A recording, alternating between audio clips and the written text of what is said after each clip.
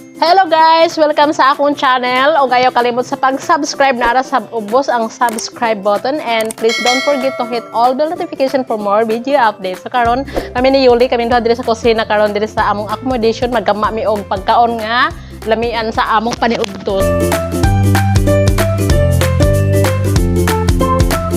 O karon wala guys si Yuli guys, naglimpyo ako nagkuan ko guys. Ay ko pakatawa.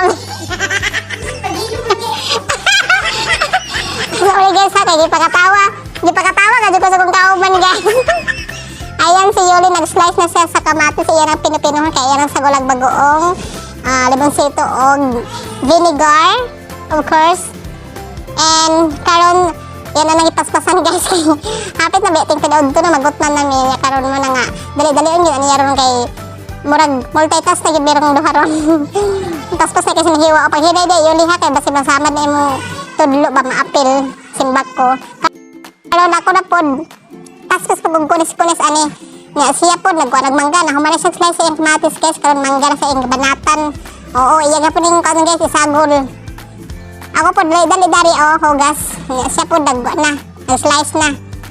Karon nagpainit ng tubig kay amo ding sundan sa kuban, amo ilunod ang hinluan ako nga dahon sa kamote, talbos ng kamote akada muna na iyang gihimo o mangga with tomatoes and sili.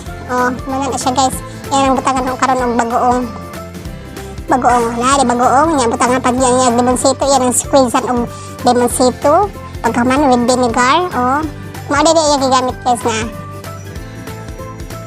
mao na siya klase nga bagoong kay gipig-an na niya og lemon.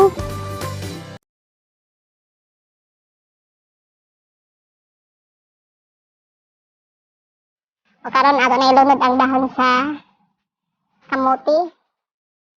Ato na siyang paluto-luto og pina-crispy niya ang okra pod. Ilunod na ni Yuli.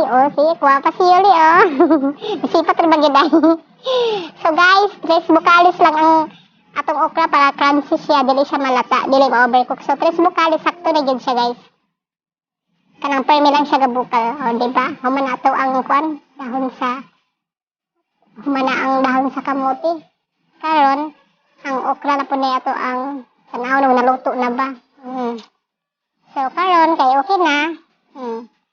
Ato na ning limpyuhan ni gamay ning kanda ni basta hindi ang okra human na, so ato na ni siyang habuan para dili siya ma-overcook. O diba, lami siya tanawa guys, crunchy kiniron kaunon. Lami kay pagkaon karon. Diba? Ganyan lang guys, basta pinubrid lami kay gusudan. O di, nahuman na ta. So, di ara, tididing, dalam na ito sa lamisa, kanayod to naming tanan. Okay guys, mayod to ta. So, mo na mong himod karong adlaw guys, special recipe, special food for lunch. Yan si Ma'am Liza, ang among guwapa nga kuan. Among ang panderi, among ang head. Ayan si Bitsay, yan si Yuli. Yan si Bitsay, si B, si Fernandez. Ayan, Bitsay. Tutok ka ba?